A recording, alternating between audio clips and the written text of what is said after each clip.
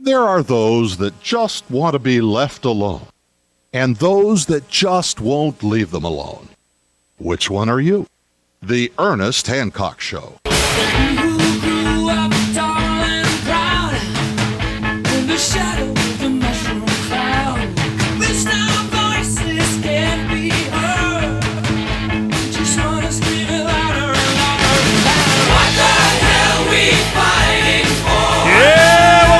Here on the Clay, your independence from me, Ernest Hancock. Well, I don't know, how about truth, justice, and what used to be that American way thing? You know, we're going to go ask Superman what that meant. You know, we have Paul Loeb on. Am I saying your last name right, Paul? Amazingly. Half the people don't get it right, so you get points. Yes, Loeb or something. Paul Loeb, he's author of Soul of a Citizen, living with conviction in challenging times. And, you know, the impossible will take a while, hope in a time of fear. Now, I'm just wondering, you know, the fear is, be afraid because it serves the man. Now, let's talk about, you started with... before the commercial break. We're blowing up the top of mountains and we're laying waste to communities. This is the company that basically owns the Upper Branch mine where 25 miners died because there was this violation after violation after violation, and they just basically ignored them. So that was it. So then what happens is they lose a $50 million verdict. And the verdict is basically there were some smaller mining companies, other coal companies, and basically Massey drove them out of business by defaulting on contracts and committing fraud. And the jury, saw the evidence. A jury was appalled and said, you know what, these people have done something wrong. I mean, you can't do that. And so they put a $50 million judgment. Got appealed to the Supreme Court in West Virginia, and they said, nope, that judgment stands. So then what happens is Blankenship's the head of Massey, and he basically creates a political action committee called For the Sake of the Kids. I mean, doesn't that sound heartwarming? No, sounds like government's going to get involved here pretty quick. Well, no. So what happens is exactly the opposite.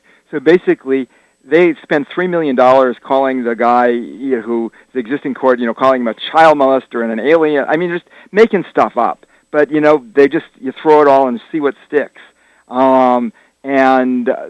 Basically they take down one of the justices who voted against him, install a new guy in, and that guy changes his mind, but that guy just changes the vote, and they vote for Massey Energy, along with another justice who the guy with Blankenship was vacationing on the Riviera with.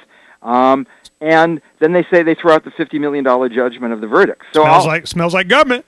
Well, not really, though. Because what it actually is it's a pretty blatant example of a corporation just saying, or a leader of a corporation using government.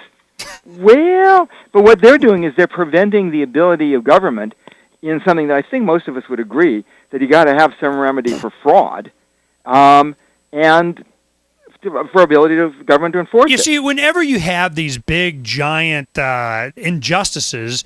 The only way you have an injustice like this is it's allowed to stand by something. It's allowed to stand because the highest level of you appealed to, and they go, yeah, we're not here to protect individual rights, and it didn't work this time. Life sucks. You don't have enough PAC money. But they actually did the opposite until the guy went in and bought a different Supreme Court. This is where John Grisham wrote the novel about it. They always buy a new Supreme Court. They always get a new congressman. They always get a corrupt president. They always do that. You know what, though? See, I disagree. I think that's selling it a little short. Tell me when they don't. When did it work? Well, when they don't is when you actually have enough people participating to sort of say, all right, we want you doing smart stuff. We don't want you doing stuff that's... And who gets to determine what is and isn't smart? See, if you have enough people participating, I think actually that happens. Yeah, it's called mobocracy. Well, or democracy, depending how you want to spell it. The point that I'm trying to make with you, a lot of times, I'm in my last couple of weeks of this version of the show, and we're going to be segueing into a new type of show and so on. And I tell you the reason why I have a lot of people, and I enjoy the conversations. We become friends with a lot of people that, I think we're looking for really the same thing. You want people to be prosperous and happy and live a good life and have what's due them and so on. Right, and, so do you, yeah, absolutely. And then sometimes you have people that go, well, those that can't provide for themselves, we got to put the gun to somebody's head and make sure they cough up a little bit to help them out. And then that's where the difference is. People going, whoa, that's going down the dark side. I don't see it. To me, I don't really see it as going down the dark side. I mean, I know, because but it's why? Well, okay. How Yeah, is good it that you question. got a guy with a uniform and a gun saying, I'm going to forcibly take something from you that you could spend on yourself or your family and give it to these guys because how's that right? Well, I would say it's right because a couple of reasons. One is I actually think that there's a kind of moral responsibility. Maybe it's my religious background. It's not moral if it's forced. Well, I think there's a moral responsibility that connects us to each other. Yeah, you can say, I do too. People should do it voluntarily. Absolutely. But what I've found is where they do that voluntarily, lots of people get caught in the cracks. Because if you actually look where most of the wealthy people put their money, they put it into operas, they put it into museums, they put it into an endowed building at a university. Libraries that you're so fond of? Sometimes, well, not that many. Carnegie did. Give them credit for that. But mostly they don't, actually. You should make them.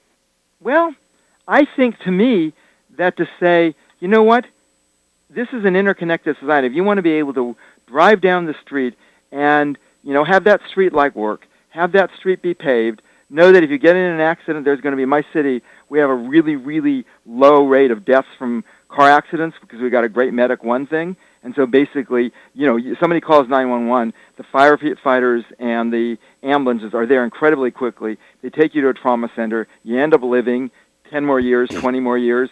To me, that's a good thing. And I don't see how I don't think you can do that stuff privately. On the other hand, I also don't think that it's a good idea, as we go back to the beginning, for the government to be saying, oh, I'm sorry, you can't smoke this here, or, if you're pregnant and you're unwillingly pregnant, whether from an accident or, whatever it happens to be, the government to say you have to bear that child. So I think, there's definitely areas where just, what that phrase you used earlier, it's just none of your business. And those areas I completely agree on. Well, see, that's where you come up against these libertarians, man. They always got a principle or some base premise that they have these positions, and you overlap by accident on some of them. I mean, or by intention on some of them. Well, let me go ahead and give you a hypothetical here. Yeah. Let's say all right, let's go back to the Great Society. We're doing LBJ thing. He goes to corporations. He goes, guess what? You're going to be liberal because you can afford to be. Right up until you can't afford to anymore. Well, let me ask you a question. Let me go ahead and finish on this. You understand my point? Yeah. If I can demonstrate to you that more freedom, which would allow for, these hundreds, if not thousands, if not tens of thousands of people that would fall between the cracks, okay? They would be the poster children. We must have more redistribution of whatever. Then you do the redistribution, and you quadrupled, you tenfold the amount of people that use as your poster children. Because of those policies, you created more of them. In fact, you have a greater incentive for you punish productivity, you reward sloth and inactivity. If you actually look at what happened. I'm just saying, if that was the case, if I could demonstrate... that created more of what you're trying to stop, would you change your position? Yeah, sure, of course. If I said, welcome to being a libertarian. I'd say if this policy was you demonstrated this policy was a bad idea and made things worse, of course I'd change my position. Well, welcome to austerity. I'd be crazy not to. Yeah. Well, so here's my question, go. And this is not this is just something I thought of when I was sort of preparing for this show, because I've been looking for common ground. So I know you guys don't like the health care bill and the mandate, and that's a whole other argument. But I like good health. There's one part of it which I wonder whether or not we agree, which is there was a rule that basically prohibited states from importing from other countries, or co-ops from importing drugs from other countries if they're cheaper, and it was a giveaway to the drug companies to basically keep the Bush policies and not reverse that. And I didn't like that. And it seems to me that probably libertarians wouldn't like that either. So what did Obama do? So basically Obama said, I can't fight the drug companies and fight the insurance companies at the same time. I'm going to cut a deal with the drug companies and say, essentially, there's limits on importing stuff. No, Obama's there for my rights, huh? I didn't. It was part of there's stuff in that package I like. That's one thing right off the bat. Wait a moment. So here's my question, though. If there was just a straightforward bill that said, strip that out, people can buy from whoever they want, do you think that you and the people listening would support it? Because I sure would.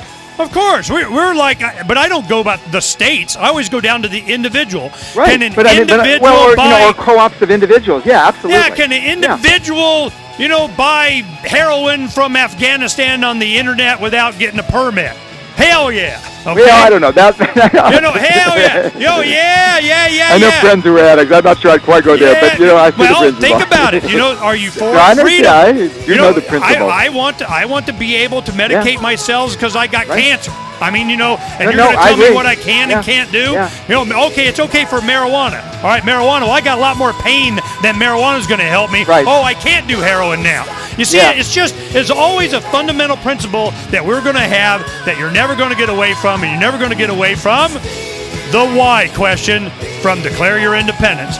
Paul Loeb, author of Soul of a Citizen, Living with Conviction in Challenging Times. We'll see you tomorrow. Uncovering the secrets and exposing the lies. That's what readers of freedomsphoenix.com get every day. Readers of freedomsphoenix.com are constantly provided the information that detail the real news between the lines of propaganda about government policies and the true relationship we all have with coercive governments. Learn the true condition of our economy, innovations and technological breakthroughs in energy, health, computer science, and space travel. Learn the truth well before it's admitted to in the mainstream media, the media that is so last century. Corporate media has evolved into nothing more than distributors of government propaganda, but we now have a fantastic alternative. FreedomsPhoenix.com provides constant news updates on the issues that affect our lives in the most important ways. Our liberty and our property are under constant attack, and FreedomsPhoenix.com provides the understanding behind the propaganda while encouraging the participation of our readers. Join us at FreedomsPhoenix.com. That's freedoms with an S, Phoenix.com. FreedomsPhoenix.com, where the revolution between the ears has already matured.